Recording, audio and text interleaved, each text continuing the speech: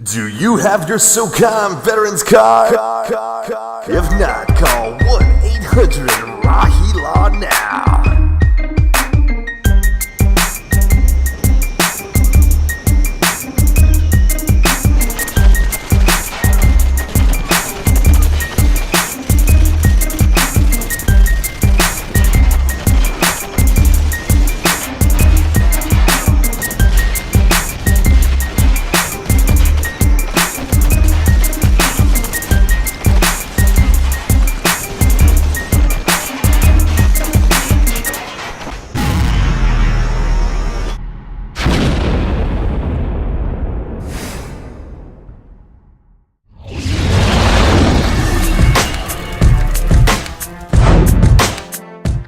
Hey everybody, welcome to SOCAST Live. This is our first episode featured on the PlayStation Home Community Theater, covering everything in the world of Socom, specifically Socom 4, which is launching April 19th. I guess for starters here, we'll just go around and give you some introductions of who the SOCAST crew is. I'm Lukenbacher. I've been a long-time Socom fan, played in thousands of wars and all kinds of tournaments out there.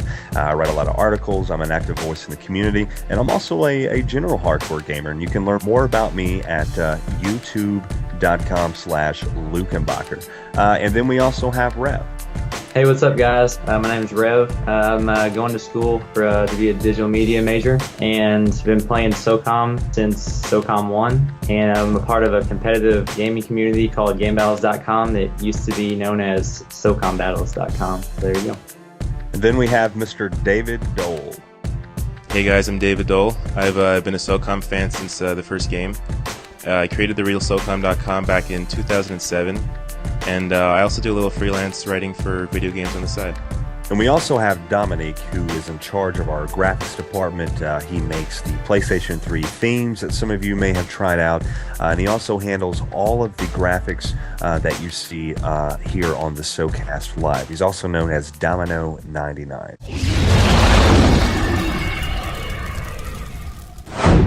And now, we bring you a word from today's sponsor.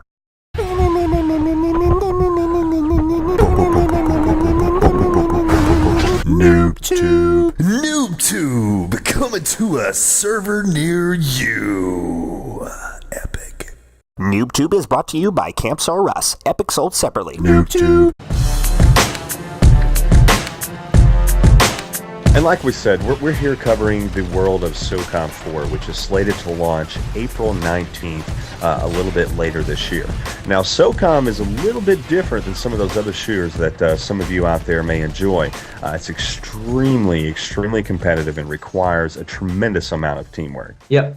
I mean, like I was saying before, like I've been a part of, competitive ladders. GameBattles.com has been around since the beginning of Socom, originally Socom Battles, and back then it was, there was nothing else like it. I mean, going into, to play matches against people and, that round-based gameplay, that intensity, like the lobbies of SOCOM, which is another uniqueness about it, is that there's just nothing else like it out there at the time. And, since then it's grown to this, just unique experience that I've never been able to find anywhere else with any other video game. I mean, just the term clan war makes my mouth water. I mean, just knowing that, a clan is built of my guys, my friends, that I have met, interacted with. And a lot of these guys, I play a lot of other games with as well. It's not just Socom, but Socom seems to be the home game that we all meet on to be competitive with. But yeah, Socom is, I think, ultimately has been the most competitive multiplayer game that I've ever experienced, and I can't help but compare Socom to almost every game that I play. So. Yeah, basically Socom has ruined our life out there. It's ridiculous. Socom is my first real experience with an online game, and really it's actually surprising that no online games since then has really come close to the competitive nature of what Socom does. It's just, I think the round-based gameplay and having one life per round, it really makes you value that life, and it just becomes a very competitive experience. And I mean, with SOCOM 4, they're bringing that into that too, but I think they're also trying to open it up a little more to new players, which personally I think is a good idea. But like we said, that's slated to release a little bit later this year, April 19th. And rumor has we are going to get a beta. We don't know exactly when that beta is going to launch, but we do know it's going to be, I guess, an open public beta. Is that safe to say, guys? Yeah, it's going to be an open beta. There's going to be beta codes with every initial copy of Killzone 3, and there's also supposed to be other ways to get into the beta, and apparently there's going to be plenty of beta codes available. So hopefully it's going to be a big experience that a lot of different people can try out before they buy. Well, in Europe, we know that the PlayStation Plus subscribers. Imagine probably for the US too. Hopefully they would give us. Yeah, that's what I'm hoping as well. Yeah, that's what I'm hoping as well. Well, to tell you, all three of us have actually played SOCOM 4. A couple weeks back, we had the first ever Zipper Community Day, where 18 fans of the SOCOM series got to fly to Redmond, Washington, right outside of Seattle, and get a tour of Zipper Interactive's facilities. And then we got a chance to play test the game and have a little Q&A afterwards. And I must say, that was probably one of the most incredible gaming experiences that I've ever had. Yep, so, it was really cool. I mean, I personally never even flown in my life, so just to get to fly in a plane all the way like practically across the U.S., from Tennessee was amazing, and just to get to meet all these people that we've been seeing for the past 8 years and hearing what they had to say on Socom.com and just through the media, it was a surreal experience, and it was they treated us good. Yeah, I think one of the coolest things about the whole experience was just being able to talk with the other 17 SOCOM fans that. There's a lot of people out there that understand SOCOM, but to be in a room with 17 other players and actually talk to them, in person, it's a really cool experience to share those classic SOCOM experiences with them.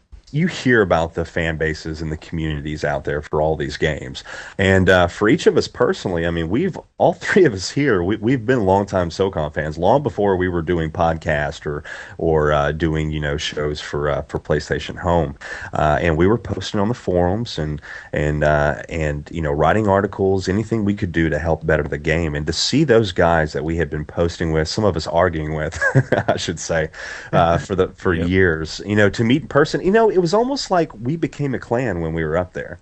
The 18 kind of bonded really similar to how a SOCOM clan would in game.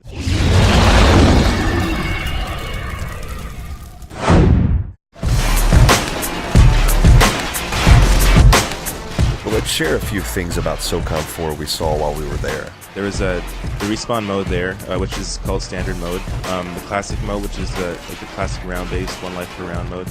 And we got to play on 4 different maps and I believe 2 modes. So it was a good chunk of the multiplayer experience, I think. Well, I will say though that Abandoned did look amazing.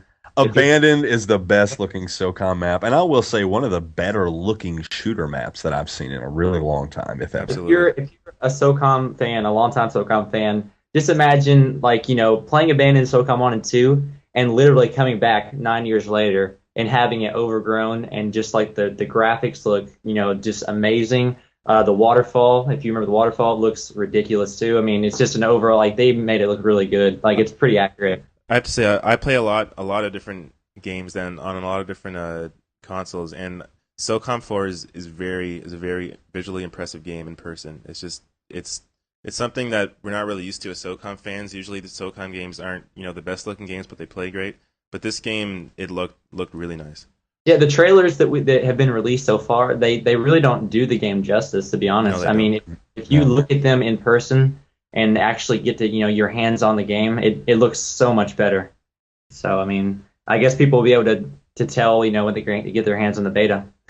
Yeah, I can tell you it's kind of been a mixed bag as far as a longtime SOCOM fan base goes. I mean, this is a total revamping of SOCOM. This is a rebirth of the franchise, and they have really brought SOCOM to modern day standards. And it's not the same SOCOM that we used to play back on the PS2, back in 2002 and 2003. But I can tell you it's still an extremely competitive game. There is a strong clan presence there. Teamwork is still going to be a requirement. It just brought to to the modern day standard. But if you're kind of like me, you still do like the SOCOM 2 arcadey feel, and just there's just so much nostalgia there and so many great memories. It's hard to say goodbye to that, even if we do have something good in front of us. And it really is. It is an all new experience, and it is hard to say goodbye because everyone you talk to, they all love SOCOM 1 and 2. That's all they talk about. SOCOM 2, SOCOM 2. I want SOCOM 2 back, and so do I. I think everyone here wants SOCOM 2 back, but I mean we can't change what they're doing with the game. It is an all new experience, and this is the direction they want to go with the game. So we just have to, it's from what everyone at the event who played the game thought it was a good third person shooter, a new fresh experience that is going to have potential to be a great game. I have to say, one of the best things about the game for me is that not only was I having a lot of fun playing it, but it didn't feel like anything else out there in the market right now, and that's kind of the big thing, because there's a lot of shooters that almost they all feel the same, but SOCOM 4 really felt to me like a different kind of shooter, and I think it's going to appeal to a lot more people than what the SOCOM franchise normally has in the past. Well, it looks like that's about all the time we have for this episode, but be on the lookout for many, many more in the works, and we've got a lot of big surprises. We're going to pull all the stops out on this one, so you don't want to miss out. But in the meantime, if you want to keep tabs on what the SOCAST crew and the staff over at therealsocom.com are up to, go to www.therealsocom.com. And you can also check us out on Facebook, and we're also on Twitter at twitter.com/therealsocom. Well, as always, we thank you for watching, and this has been Lukenbacher. And Riv. And this has been David. Take care.